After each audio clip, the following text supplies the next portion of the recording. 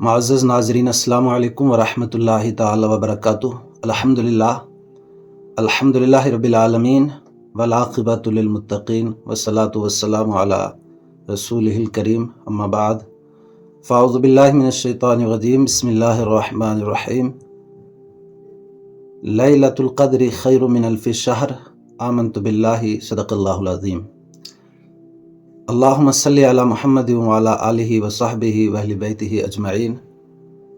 الحمدللہ، اللہ کے فضل و احسان سے ہمیں ماہ رمضان نصیب ہوا اور اب اس کا آخری عشرہ رواں دواں ہے۔ آخری عشرے کے تعلق سے ایک پیغام لے کر کے آج میں آپ کی خدمت میں حاضر ہوا۔ اللہ رب العالمین حق بولنے اور اس پر عمل کرنے کی توفیق عطا فرمائے۔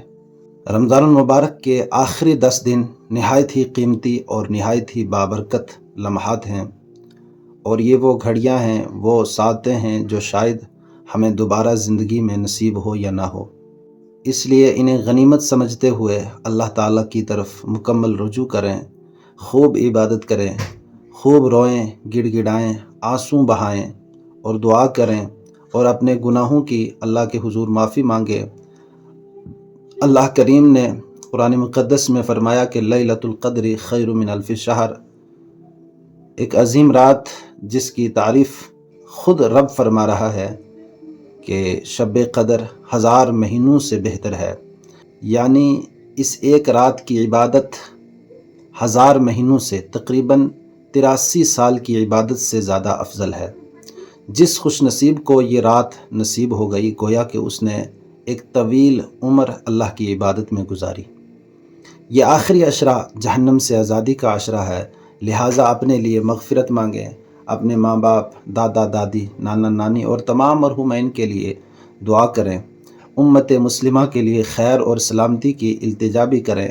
نبی کریم صلی اللہ تعالیٰ علیہ وسلم کا معمول تھا کہ جب آخری عشرہ آتا تو آپ صلی اللہ تعالیٰ علیہ وسلم عبادت میں اور زیادہ محنت فرمایا کرتے تھے۔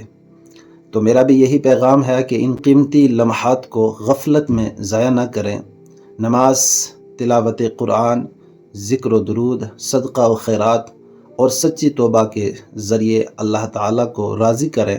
اللہ تعالیٰ ہم سب کو رمضان المبارک کے آخری عشرے کی برکتوں سے ہم سب کو اللہ تعالیٰ مالا مال فرمائے، شب قدر ہمیں نصیب ہو، اور ہمیں اور ہمارے تمام مرحومین کو جہنم سے آزادی کا پروانہ نصیب ہو، آمین یا رب العالمین۔